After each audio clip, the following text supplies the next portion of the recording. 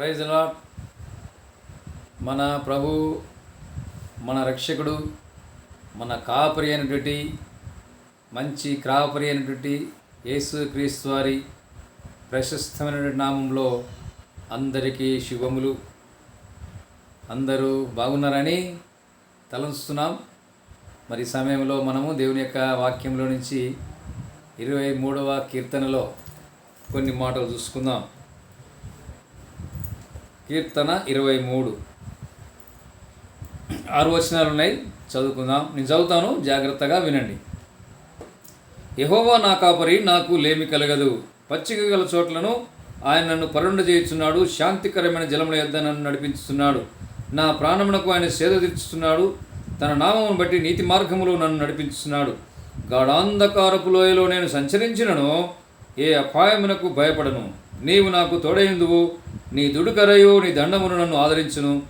నా శత్రువుల ఎదుట నీవు నాకు భోజనము సిద్ధపరచుదువు. నూనెతో నా తల అంటి ఉన్నావు. నా గిన్నె నిండి పొరుచున్నది. నేను బ్రతుకు దినములన్నీ కృపాక్షేమములే నా వెంట వచ్చును. చిరకాలం యెహోవా మందిరములో నేను నివాసము చేసేదను.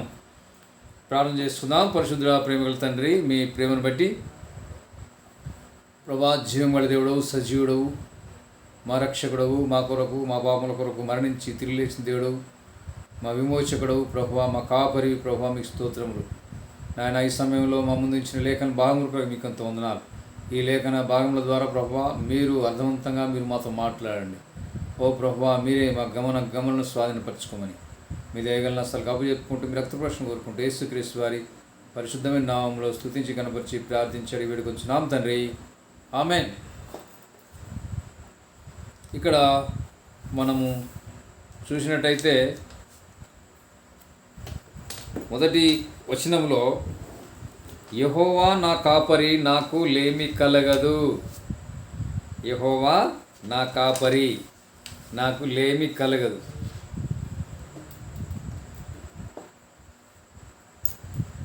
మరి ప్రియమైన వర్లరా, మరి నీ కాపరి నా కాపరి ఎవరున్నారు? యెహోవా నా కాపరి అయితే నాకు లేమి కలగదని ఇక్కడ దావీదు భక్తుడు అంటున్నాడు. అంటే ఇక్కడ మనం ఒక గొర్రెల కాపరిని మనం ఇక్కడ చూస్తున్నాం. ఇక్కడ ఈయన ఎవరు అంటున్నటువంటి మాట అంటున్నది? దావీదు. ఈ దావీదు గొర్రెల కాపరి. ఆయన మంచి గొర్రెల కాపరి. ఆయన గొర్రెలు కాస్తూ ఉన్నప్పుడు ఏం చేస్తుంటాడు? సితారా వాయిస్తూ ఉంటే గొర్రెలు వింటూ చక్కగా మేసేవాట. మరి గొర్రెలు కాస్తూ ఉన్నప్పుడు మరి వచ్చినటువంటి సింహాన్ని సైతం చీల్చి చెండాడి గొర్రెలను రక్షించేవాడట. మనం ముందు భాగాల్లో చూసుకుంటే ఆ మాటలు మనం చూస్తాం. అటువంటి కాపరి అంటున్నటువంటి మాట ఇది. ఆయనే మంచి కాపరి. ఆయనే గొర్రెలను మంచిగా మేపుతూ గొర్రెలను సింహాల నోటి నుంచి తప్పించేవాడుగా ఉన్నటువంటి కాపరి అంటున్నటువంటి మాట ఏంటంటే, నా కాపరి, నాకొక కాపరి ఉన్నాడు అని అంటున్నాడు. ఆయన కాపరత్వంలో నేనున్నాను, నాకేమీ కొదవలేదు అంటున్నాడు. చూసినా, ఈయన గొర్రెల కాపరే, ఈయన మంచి గొర్రెలకు మంచి కాపరే. ఆయన అంటున్నటువంటి మాట, ఆ కాపరి అంటున్నటువంటి మాట, నాకొక కాపరు ఉన్నాడు, ఆయన కాపరత్వంలో నేనున్నాను, నాకేమీ కొదవలేదు. అంటే మనం ఇక్కడ చూసుకుంటున్నాము, ఈయనే మంచి కాపరి అనుకుంటే ఈయనను కాచేటువంటి ఆ కాపరి ఇంకెంత మంచి కాపరి ఉంటాడో మనం అర్థం చేసుకోవాలి. మనం ఈయనే మంచి కాపరి అనుకున్నాం, దావీదే మంచి గొర్రెల కాపరి అనుకున్నాం కదా. ఈయనను కాచేటువంటి కాపరి ఇంకెంత మంచి కాపరి ఉంటాడో కదా. అది కాపరి అంటే మందను కాచేవాడు. ఇదికే కదా మనందరికీ ఊర్లలో గొర్రెలను ఏం చేస్తుంటారు? గొర్రెలను కాస్తుంటారు. కాపరి అంటే మందను కాచేవాడు, మందను మేపేవాడు, మందను నడిపించేవాడు, మందను విడిపించేవాడు. మందను గమ్యం చేర్చేవాడు కాపరంటే. కాబట్టి నిజంగా మరి మనలో చాలామందికి ఎరికే, ఈ గొర్రెలకు కాపరి ఎక్కడ నడుస్తుంటాడు? ముందు నడుస్తుంటాడు. చూశారా? వెనక నడవడు, ముందు నడుస్తుంటాడు. గొర్రెల కాపరి ముందు ఉంటాడు. ఇంకా అదే పందుల కాపరి అయితే ఎక్కడ ఉంటాడు చెప్పండి? వెనకాల ఉంటాడు. పందుల కాపరి వెనకాల ఉంటాడు. కాబట్టి నిజంగా ఇప్పుడు మనము ప్రశ్నించుకుంటే ఇంతకీ మనమెవరము? గొర్రెలమా, లేకపోతే వెనక ఉండి కాయించుకుంటున్నామా? కాబట్టి గొర్రెల కాపరి, గొర్రెలైతే కాపరి చేత నడిపించబడతాయి. అది గుర్తుపెట్టుకోవాలి. గొర్రెలేమో కాపరి చేత నడిపించబడతాయి, పందులైతే కాపరినే నడిపిస్తాయి. మరి నీవు నేను ఏ మందులో ఉన్నాము అని ఒక్కసారి మనం ప్రశ్నించుకుంటే మనం దావీదు వల్ల అనగలుగుతామా? నా కాపరి యెహోవా నా కాపరి, నాకు లేమి కలగదు. కాబట్టి మనం అనుకుంటే ఇక్కడ మరి నిన్ను ఎవరు కాస్తున్నారు? నిన్ను ఎవరు మేపుతున్నారు? నిన్ను మేపేదెవరు? నిన్ను నడిపించేదెవరు? నిన్ను విడిపించేదెవరు? నిన్ను గమ్యం చేర్చేదెవరు? ఇక్కడ దావీదు అంటున్నాడు, యెహోవా నా కాపరి, నాకు లేమి కలగదు. ఇక్కడ మనం చూసినట్టయితే యెహోవా దేవుడు తన ప్రజల కాపరి అని రాయబడింది. మనం చూసిన మాట, తన ప్రజలకు ఆయన కాపరి, ఆయన కాపరి. యోహాను సువార్తలో మన యేసు ప్రభువు వారు కూడా ఒక మంచి మాట ఉంటాడు చూడండి. యోహాను సువార్త 10వ అధ్యాయము, యోహాను సువార్త 10వ అధ్యాయము 11వ వచనంలో, 10వ అధ్యాయం 11వ వచనంలో, నేను గొర్రెలకు మంచి కాపరిని, మంచి కాపరి గొర్రెల కొరకు తన ప్రాణము పెట్టును. అక్కడ యెహోవా దేవుడేమో తన ప్రజల కాపరి. ఇక్కడ యేసు ప్రభు ఆయన ఏంటంట? తాను గొర్రెలకు మంచి కాపరి. ఆ గొర్రెల కొరకు ఏం పెడతాడు? తన ప్రాణం పెడతాడు. కాబట్టి మనం ఈ లోకంలో మనం ఉన్నప్పుడు, పాపంలో ఉన్నప్పుడు మన కొరకు ఆయన సిలువలో ప్రాణం పెట్టినాడు. మన కాపరి తన ప్రాణం పెట్టునంటే ఆయన సిలువ మరణాన్ని ఇక్కడ సూచిస్తున్నటువంటి మాట. 11వ వచనంలో ఆయన సిలువ మరణాన్ని సూచిస్తూ పలికినటువంటి మాట. కాబట్టి విశ్వాసులకు ఇద్దరు వేరు వేరు కాపరులు లేరు, అలా ఉండాల్సినటువంటి అవసరం కూడా లేదు.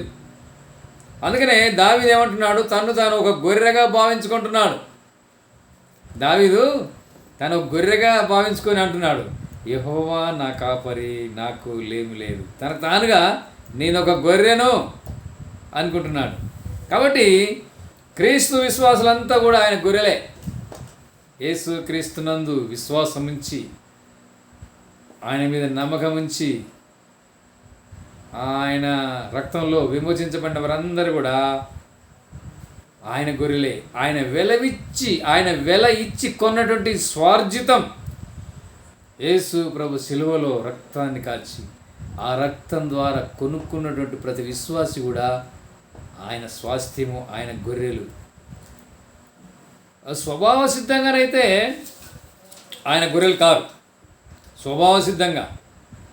కానీ వారి హృదయాల్లో దేవుడు జరిగించేటువంటి కార్యం వల్ల ఆయన గొర్రెలైనా.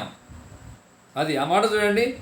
ఎఫెసీ రాసిన పత్రికలో 2వ అధ్యాయము మనం 3వ వచనం నుంచి చూస్తే, వారితో కలిసి మనమందరమును శరీరం యొక్కయు మనసు యొక్కయు కోరికలు నెరవేర్చుకొనుచు, మన శరీరాశను అనుసరించి మునుపు ప్రవర్తించుచు, కడమ వారి వలనే స్వభావ సిద్ధముగా దైవోగ్రతకు పాత్రమేంటిమి. స్వభావ సిద్ధంగా మనం ఆయన గొర్రెలం కావు. మొట్టమొదలు అందరి వలనే స్వభావమే, మనిషి స్వభావమే పాపపు స్వభావం.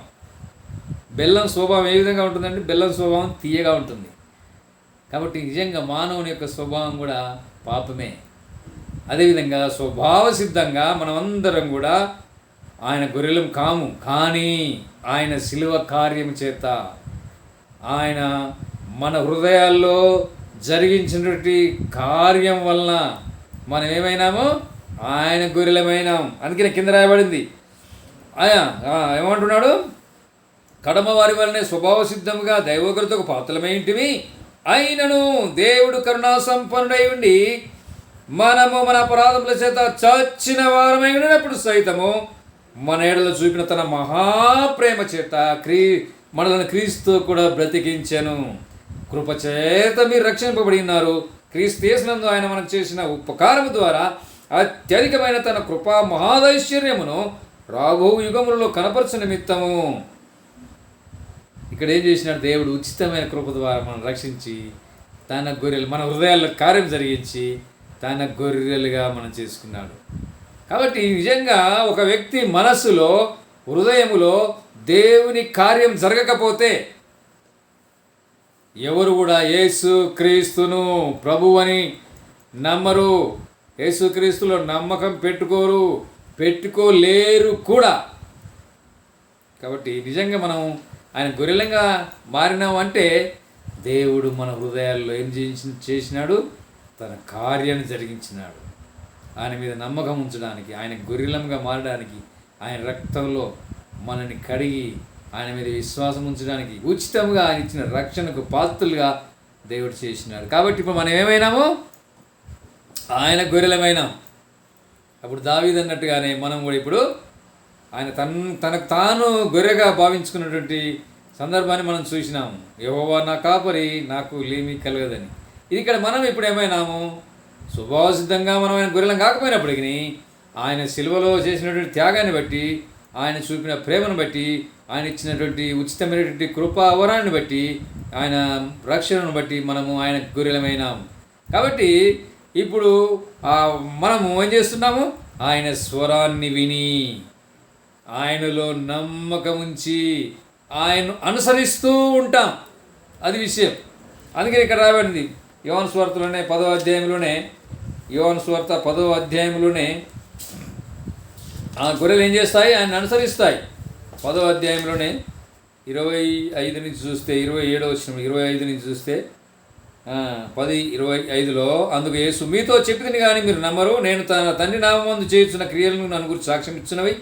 అయితే మీరు నా గొర్రెలలో చేరినవారు గనక మీరు నమ్మరు. నా గొర్రెలు నా స్వరం వినును, నేను వాటిని ఎరుగుదును, అవి నన్ను వెంబడించును. నేను వాటికి నిత్య జీవం ఇచ్చుచున్నాను గనుక అవి ఎన్నడికి నశింపవు, ఎవడనో వాటిని నా చేతిలో నుండి అపహరింపడు. కాబట్టి మనం ఇప్పుడు ఆయన గొర్రెలముగా ఏం చేస్తాము? ఆయన స్వరాన్ని వింటాము, ఆయనలో నమ్మకం ఉంచుతాము, ఆయనను అనుసరిస్తూ ఉంటాం. అప్పుడు అనొచ్చు, యెహోవా నా కాపరి, నాకు లేమి లేదు, అంటే కొదువ లేదు అని మనం అనవచ్చు. అప్పుడు అంటాం. ఎప్పుడు? ఆయన స్వరాన్ని వింటూ, ఆయనలో నమ్మకం ఉంచుతూ, ఆయన వెంబడిస్తూ ఉన్నప్పుడు ఇక నాకు కొదవ లేదు అనవచ్చు. నిజంగా కొదవ అంటే మన కాపరి మనకేం చేస్తాడు? కొదవ లేకుండా అన్నీ ఇస్తాడు. దీంట్లో సందేహమే లేదు. ఒక విషయాన్ని మనం ఎప్పుడు కూడా సందేహపడాల్సిన పని లేదు. మనం ఎప్పుడైతే ఆయన స్వరాన్ని వింటామో, ఆయనని వెంబడిస్తామో, ఆయన నమ్మకం పెడతామో, ఆయన అన్నీ మన ఏ కొరత లేకుండా ఆయన తప్పకుండా తీరుస్తాడు. దీంట్లో సందేహం లేదు. కాకపోతే మనం కోరుకున్నవన్నీ ఇవ్వకపోవచ్చు, మనం కోరుకున్నవన్నీ కూడా ఇవ్వకపోవచ్చు. అయితే ఒక విషయం ఏంటంటే, ఆయనను అనుసరించి ఆయనలో నమ్మకం ఉంచితే మనకు అవసరమైన వాటన్నిటిని ఇస్తాడు. నాకు లేమి కలగదంటే నీకు అవసరం ఉంది, కొదవలో నీకు అవసరం ఉన్నది, కొదవ ఉండదు. గుర్తుపెట్టుకోవాలి. నీకు అవసరం మనం అడిగిన చాలామంది ఏమడుగుతుంటాం? అనవసరమైన వాటిని అన్నీ అడుగుతుంటాం. అన్నీ ఇవ్వడు. అయితే నీకు ఏది ప్రాముఖ్యమైందో అది మాత్రం తప్పకుండా ఇస్తాడు. అది గుర్తుపెట్టుకోవాలి. అది కొదవలే కదంటే తప్పకుండా ఇస్తాడు. అయితే మనలో కొంతమంది అనుకోవచ్చు, ఏంటిది మరి మన జీవితం అంతా కష్టాలే, శోధనలే, ఇబ్బందులే, ఎందుకు ఇలా జరుగుతుంది అని అనుకుంటుంటారు. ప్రశ్నించుకోవచ్చు. చాలామంది విశ్వాసుల మరి హృదయాల్లో ఈ క్వశ్చన్ వస్తుంది, ఎందుకు నేను విశ్వాసం ఉంచినాను, మరి నాకెందుకు ఇలా అవుతుంది, ఈ కష్టాలు వస్తున్నాయి, ఈ శోధనలు, ఈ ఇబ్బందులు ఎదురవుతున్నాయి అని ప్రశ్న ప్రతి ఒక్కరికి వస్తుంటుంది. అయితే మరి అది అందరి విషయంలో కాదు, అందరి విషయంలో కాదు, గుర్తుపెట్టుకోవాలి. ఎవరైతే ఆయనను కాపరిగా కలిగి ఉంటారో వారి విషయంలో మాత్రమే.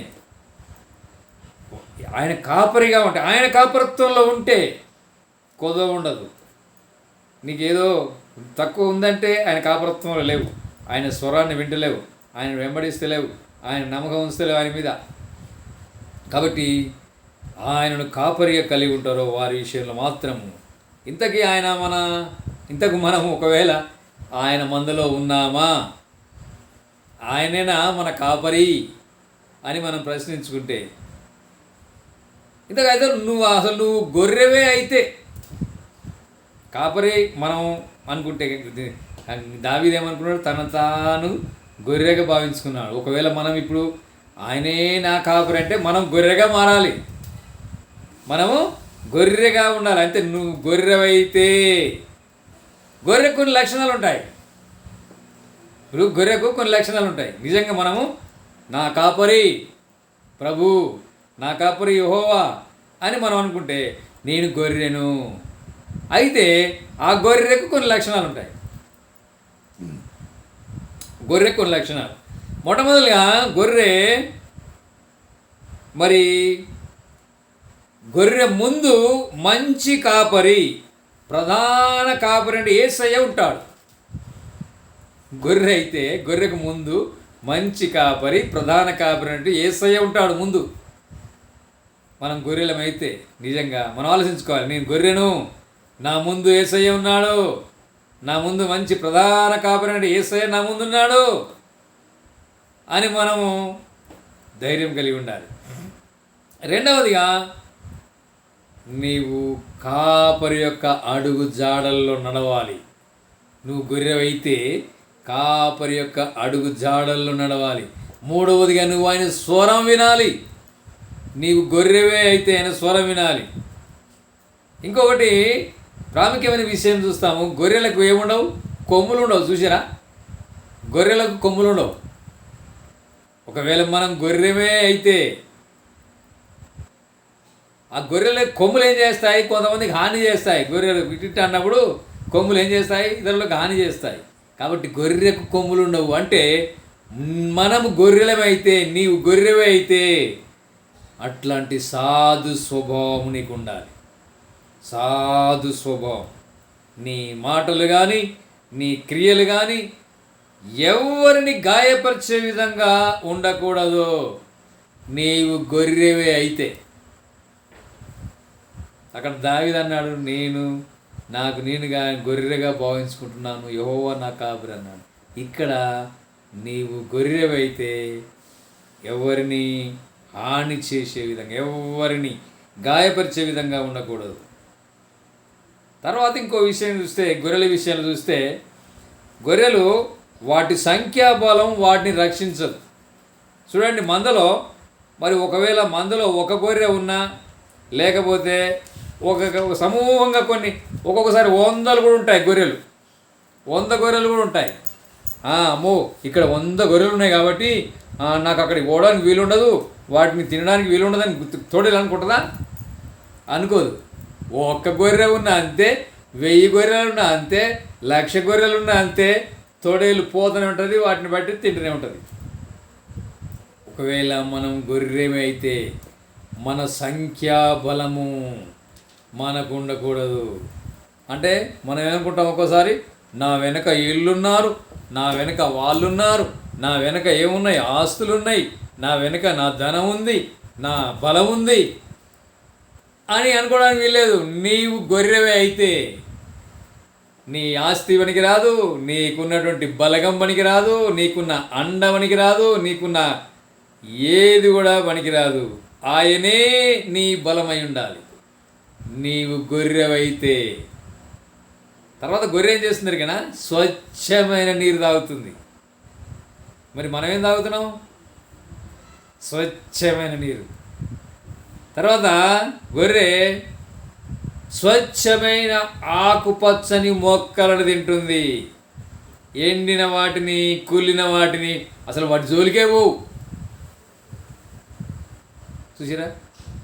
అందుకనే స్వచ్ఛమే నాకంటే యెహోవా నా కాపరి నాకులేమీ లేదు, పాచిక గల చోట్ల మాచికతో నడుపున్ అని పాడుంటుంది. అంటే అక్కడ పచ్చిక గల చోట్ల అంటే పచ్చని ఆకుపచ్చని మొక్కలను మాత్రమే అది తింటుంది. ఇంకో విషయం, గొర్రెలో మనం చూసుకుంటే అది బలవంతంగా తోసినా కానీ బురదలో పడదు. బలవంతంగా మనం పట్టి దాన్ని బురదలో దోద్దామన్నా కానీ అది ఇష్టపడదు. మరి మనం ఆ అవకాశం కొరకు ఎదురు చూస్తూ ఉంటాం. అవకాశం కొరకు బురద అంటే ఆ బురదనే కాదు, బురద లాంటి పరిస్థితులు. కాబట్టి గొర్రెకున్నట్టు నీవు గొర్రెవైతే దాంట్లో పట్టి తోసినా కానీ అందులోకి పోవడానికి ఇష్టపడద్దు. ఒకవేళ ఆ గొర్రె అందులో బురదలో పడ్డదే అనుకుందాం, ఆ బురదలో ఒక్క నిమిషం కూడా ఉండలేదు. గుర్తుపెట్టుకోండి, ఒక్క నిమిషం కూడా ఉండలేదు. ఆలస్యం అయితే దాన్ని చనిపోవడానికి సిద్ధపడుతుంది. మరి మనం సంవత్సరాల తరబడి దానిలోనే మన జీవితం. కాబట్టి మనం గొర్రెవైతే కాపరి మనకు యేసు ప్రభు మన ముందు ఉండాలి. గొర్రెకు ఇంకొక ప్రాముఖ్యమైన గుణం ఉంటుంది. గొర్రెకు ఏం చేస్తాడు, కటికేవాడు ఏం చేస్తుంటాడంటే దాన్ని అన్ని గుంపు ఆడబెట్టి ఒకదాన్ని తీసుకొచ్చి దాన్ని కోస్తూ ఉంటాడు, మెడ నరికేస్తూ ఉంటాడు. మరి దాన్ని చూసినటువంటి మిగిలిన గొర్రెలు మరి పారిపోవాలి, లేకపోతే వాని మీద తిరగబడాలి. చూస్తాయి పాపంకి, తర్వాత నా వంతే ఉన్నట్టుంది, తర్వాత నేనే అన్నట్లుగా అక్కడే ఉంటాయి. కాబట్టి దేవుని కోసం ప్రాణం పోగొట్టుకోవాల్సడానికైనా సిద్ధంగా ఉండాలి. గొర్రెవైతే దేవుని కోసము ప్రాణం పోగొట్టుకోవడానికైనా సిద్ధంగా ఉండాలి. ఇట్లా ఉండగలిగితే, ఇప్పుడు మనం అనుకున్నాం కదా, గొర్రెవైతే ఈ విధంగా గొర్రెకున్న లక్షణాలు అనుకున్నాం. ఇట్లా నీవు ఉండగలిగితే నిన్ను ఎట్లా నడిపించాలో ఆయనకు బాగా తెలుసు. గుర్తుపెట్టుకోండి, ఇక నీవు నడవలసిన త్రోవలో నిన్ను నడిపిస్తాను. కీర్తన 32:8 ఉంటుంది. నిన్నెట్లా నడిపించాలనో ఆయనకు తెలుసు. కొన్నిటిని ఆ గొర్రె మందల్లో చూలు కట్టిన గొర్రెలను ఏ రీతిగా నడిపించాలో ఆయనకు తెలుసు. తర్వాత చిన్న చిన్న పిల్లలుంటే గొర్రె పిల్లల్ని, చిన్న చిన్న పిల్లల్ని, వాటిని ఏ విధంగా నడిపించాలో ఆయనకు బాగా తెలుసు. ఏ విధంగా వాటిని పెంచాలో ఆయనకు తెలుసు. తర్వాత బలహీనమైన వాటిని ఎలా సంరక్షించాలనో ఆయనకు బాగా తెలుసు. ఇంకా కొన్ని ఉంటాయి గొర్రెలు నడవలేని, ఏ రీతిగా నడవలేని వాటిని ఏం చేస్తాడు ఎరికైనా, గొర్రెలు కాపరి భుజాన్ని వేసుకుంటాడు, మోసుకుపోతుంటాడు. చూసిరా, మీరు ఎప్పుడైనా చూసిరా? భుజాన్ని వేసుకొని. కాబట్టి ఆయనకు అన్నీ తెలుసు. ఎవరిని ఏ రీతిగా, బలహీనమైన వాటిని ఎట్లా, చిన్నదాన్ని ఎట్లా, నడవలేని వాటిని ఎట్లా, గాయపడ్డదాన్ని ఎట్లా, అన్నీ ఆయనకు తెలుసు. అన్నీ తెలుసు ఆయనకు. అందుకనే ఇదే కీర్తనకారుడు 139వ కీర్తనలో మనం చూసినట్టయితే అన్నీ తెలుసు అన్నట్టుగా మాడుతున్నాడు. చూడండి, 139వ కీర్తన 16వ వచనంలో, నేను పిండమునయ్యుండగా నీ కన్నులు నన్ను చూచెను, నియమింపబడిన దినములలో ఒకటైనను కాక మునిపే నా దినములన్నీ నీ గ్రంథములో లిఖితములాయను. అన్నీ తెలుసు ఆయనకు. ఇంకా ఈ కీర్తన మొదటి నుంచి చూస్తే నువ్వు కూర్చుంటుట, నువ్వు నడుచుట, నువ్వు పండుకొనుట, నువ్వు తినుట, నువ్వు ఆలోచన చేసుకుంటా, నీ నాలుకకు మాట రాకముందుకి అన్నీ తెలుసు ఆయనకు. కాబట్టి నిన్ను ఏ విధంగా పోషించాలి, నిన్ను ఏ విధంగా సంరక్షించాలి, నీ గాయాన్ని ఎట్లా కట్టాలి, అన్నీ ఆయనకు తెలుసు. ఎప్పుడు ఈ భూమి మీద అడుగు పెట్టక ముందే నీవేమిటో, నీకొచ్చే సమస్యలేమిటో, వాటికి పరిష్కారములేమిటో అని తెలుసు. అది విషయం. ఎప్పుడు నియమింపబడిన దినముల్లో ఒకటైనను కాకముందు, అంటే నువ్వు భూమి మీద పడకముందుకే. మనం ఒక సందర్భం చూస్తాం. అబ్రహాం విషయమై, అబ్రహాము కత్తి పైకి ఎత్తేంత వరకు దేవుడు స్పందించలేదు. చూసిరా, అయినా ఆ కత్తి ఇస్సాకు మెడ మీదకి దిగనీయలేదు. చూసిరా, మన జీవితంలో కూడా ఇదే జరగబోతుంది ప్రియమైన వాళ్ళరా. ఇంకా దేవుడు నాకు సాయం చేస్తలేడు అని అనుకుంటుండవచ్చు. సరి అయిన సమయంలో ఆయన స్పందిస్తాడు, సరి అయిన సమయంలో. కాబట్టి కలవరపడవద్దు, కృంగిపోవద్దు. గుండె నిబ్బరం కలిగి ఆయన ఆయన మన కాపరిగా కలిగి, ఆయన గొర్రె స్వభావం కలిగిన వారంగా మనం ఉంటే సరి అయిన సమయంలో ఆయన స్పందిస్తాడు. ఏ విధంగా ఇస్సాకును సరైన సమయంలో స్పందించి మెడ మీదకి కత్తి రానియలేదు. చూసిరా, అడిగిండు, నీకు నీవు ప్రేమించు నీ కుమారుణ్ణి నాకు ఇవ్వమన్నాడు. కానీ సరైన సమయంలో ఆయన మీద కత్తి పడనీయలేదు. ఎందుకంటే ఆయన నీ మంచి కాపరి. నీవు అటు ఇటు చూసి దారి తప్పిపోవద్దు ప్రియమైన వాళ్ళరా. దారి తప్పిపోతే ఏమైతే తిరిగినా, గొర్రె దారి తప్పిపోతే ఏమైంది, పొదల మాటిన తొడేళ్ళు పొంచి ఉంటాయి. గొర్రె దారి తప్పింది మందల నుంచి పక్కకు పోయింది అనుకోండి, మందలు పక్కకు పోతే తొడేళ్ళు పొంచి ఉంటాయి, నిన్ను ఎత్తుకుపోతాయి, ప్రాణం తీస్తాయి. తొడేలు ఏం చేస్తుంది, ఎత్తుకుపోయి ప్రాణం తీసేస్తుంది. కాబట్టి ఆయన మందలో నీ ఉంటే, ఆయన నీ కాపరిగా ఉంటే ఈ వాగ్దానాలన్నీ నీ సొంతం. ఎన్నో వాగ్దానాలు దేవుడు మనకిచ్చినాడు. చూడండి 34వ కీర్తనలో, ఆయనే మన కాపరిగా ఉంటే, ఆయన మందలో మనం ఉంటే. 34:10లో మంచి వాగ్దానం. సింహము పిల్లలు లేమి గలవై ఆకలి గొనును, యెహోవాను ఆశ్రయించు వారికి ఏ మేలు కోదువ అయి ఉండదు. చూసిరా, మనం ఆయన మందులో ఉంటే, ఆయన మన కాపరిగా ఉంటే నాకు లేమి కలగదు. సింహం పిల్ల ఆకలిగానే ఉండవచ్చు ఒకవేళ, అయినా మనము ఏముందట, యెహోవాను ఆశ్రయించు వారికి ఏ మేలు కొదువై ఉండదు. ఎఫెసీ 4:19లో క్రీస్తు యేసు మహిమలో ప్రతి అవసరం తీరుస్తారని వాగ్దానం ఉన్నది. తర్వాత ఎఫెసీ రాసిన పత్రిక 3వ అధ్యాయం 20వ వచనంలో, అడిగిన వాటికంటేను ఊహించిన వాటికంటేను అత్యధికంగా దయచేసే దేవుడు ఉన్నాడని అక్కడ వాగ్దానం ఉన్నది. కాబట్టి మనము ఆయన మందులో ఉంటే, ఆయనే మన కాపరిగా ఉంటే ఈ వాగ్దానాలన్నీ మనకే. కాబట్టి ఆయన మందులో చేరుదాం.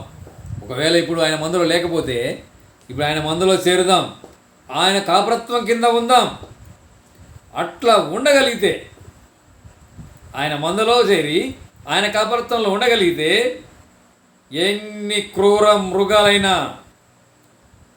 క్రూర మృగాలంటే సాతాను శోధనలు ఎన్నైనా వాటన్నిటి నుంచి విడిపించి గొర్రెల దొడిలోనికి ఆయన నడిపించగలడు. అంటే నిత్య జీవంలోనికి ఆయన నడిపించగలడు. కాబట్టి ఆయనే నా కాపరిగా ఉన్నాడు, ఆయన మందలో నేనున్నాను, ఆయన అడుగు జాడలో నేను నడుస్తున్నాను. అయినా నా జీవితంలో శోధనలు అని కొంతమంది అంటుంటారు. తప్పకుండా వస్తాయి శోధనలు ఎందుకు వస్తాయండి? తప్పకుండా శోధనలు వస్తాయి. శోధనలు పరీక్షలు, ఒక రకంగా చూస్తే పరీక్ష. అందుకని యాకోబు పత్రికలో ఒక మంచి వాగ్దానం ఉంటుంది చూడండి. యాకోబు పత్రికలో 1వ అధ్యాయం 12వ వచనంలో, శోధన సహించువాడు ధన్యుడు అని రాయబడింది. శోధన సహించువాడు ధన్యుడు, అతడు శోధనకు నిలిచిన వాడై ప్రభువును ప్రేమించు వారికి వాగ్దానం చేసిన జీవ కిరీటం పొందును.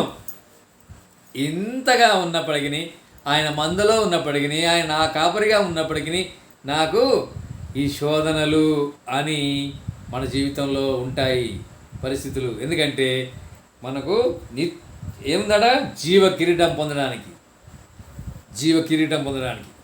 మనం ఫర్ ఎగ్జాంపుల్ చదువుకుంటే, ఒక కుమ్మరవాని చేతిలో మట్టి ఉంటుందండి.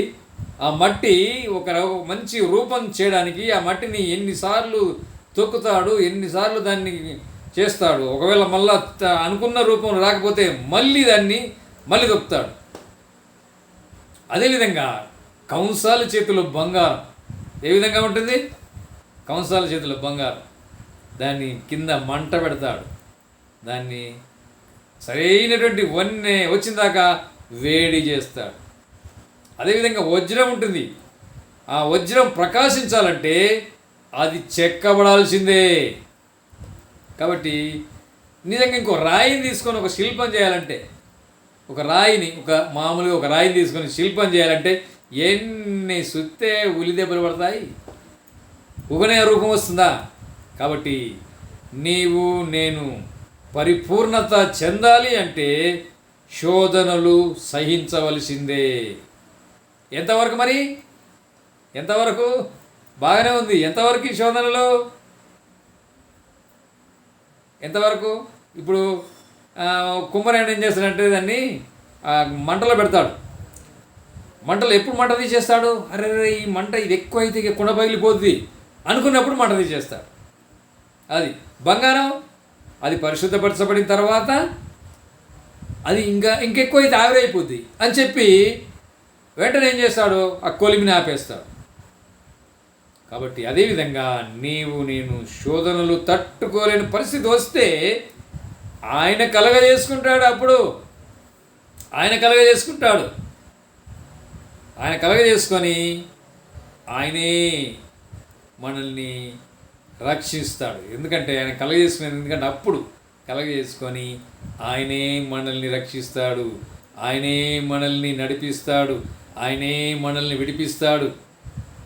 తర్వాత నిజంగా ఆయన మన కాపరుంటే ఎటువంటి అగ్నిగుండాలైనా సింహాల బోన్లైనా మరి మనకు ఏమీ చేయలేవు. మనం పరిశుద్ధ గ్రంథంలో చూస్తాం ఎటువంటి పరిస్థితి దేవుడు తోడుగా ఉన్నటువంటి వారు ఎటువంటి పరిస్థితులు వచ్చినప్పటికీ, శోధనలు సహించినప్పటికీ వారికి ఎలాంటి నష్టం కలగదు. గుర్తుపెట్టుకోవాలి. ఎందుకంటే ఆయన మంచి కాపరి అనే విషయాన్ని మనం గుర్తుపెట్టుకోవాలి. ఆయన నిజమైన కాపరి అని మనం గుర్తుపెట్టుకోవాలి. ఆయన మన ప్రధాన కాపరి అని మనం గుర్తుపెట్టుకోవాలి. అంతకంటే ప్రాముఖ్యమైన విషయం ఏంటంటే మన కొరకు ప్రాణం పెట్టినటువంటి కాపరి. మన కొరకు ప్రాణం పెట్టిన ఆయన మనకు నష్టం కలిగనిస్తాడా? మనల్ని నశించిపోనిస్తాడా? మన కొరకు ప్రాణం పెట్టాడు. కాబట్టి యెహోవా నా కాపరి, నాకు లేమి కలగదు అని మనము దావీదు చెప్పినట్లుగా మనం ధైర్యంగా చెప్పగలగాలి. పరిస్థితులు ఎన్ని పరిస్థితులు వచ్చినప్పటికీ ఆయన కాపరిగా ఉంటే ఆ పరిస్థితులన్నింటిలో నుంచి మనకు విజయం. మనం సహింపగలిగినంతకంటే ఎక్కువగా శోధింపనీయడు, శోధింపరిచిన దాంట్లో తప్పించుకోవడానికి మార్గం కలిగేస్తాడు అని 1 కొరింథీ 10:13 మనం చూస్తాం. మనం సహింపగలిగినంతకంటే ఎక్కువగా మనం సహింపనీయడు. ఎందుకంటే ఆయన మంచి కాపరి, ఆయన ప్రధాన కాపరి, ఆయన మన కొరకు ప్రాణం పెట్టిన కాపరి. నిజంగా అలాంటి కాపరి మనం కలిగి ఉంటే, ఆ కాపరత్వంలోనికి మనం వస్తే, ఆ మందులోనికి మనం వస్తే మనం ఏ విషయంలో మనం చింతపడాల్సిన పని లేదు. అన్నీ ఆయన చూసుకుంటాడు. ఆయనే మనల్ని నడిపిస్తాడు, ఆయనే మనల్ని ఆదరిస్తాడు, ఆయనే మనల్ని విడిపిస్తాడు, ఆయనే మనల్ని పోషిస్తాడు, ఆయనే మనల్ని సంరక్షిస్తాడు, జీవజలముల చింతకు నడిపిస్తాడు, నిత్య జీవంలోనికి నడిపిస్తాడు, పరలోకానికి నడిపిస్తాడు. ఆ విధంగా ప్రభు మనకు సహాయం చేయనుగాక. మనం ఆయన మందలో ఉందుముగాక. ఆయన మనకు ప్రధాన కాపరిగా ఉండునుగాక. Praise the lord.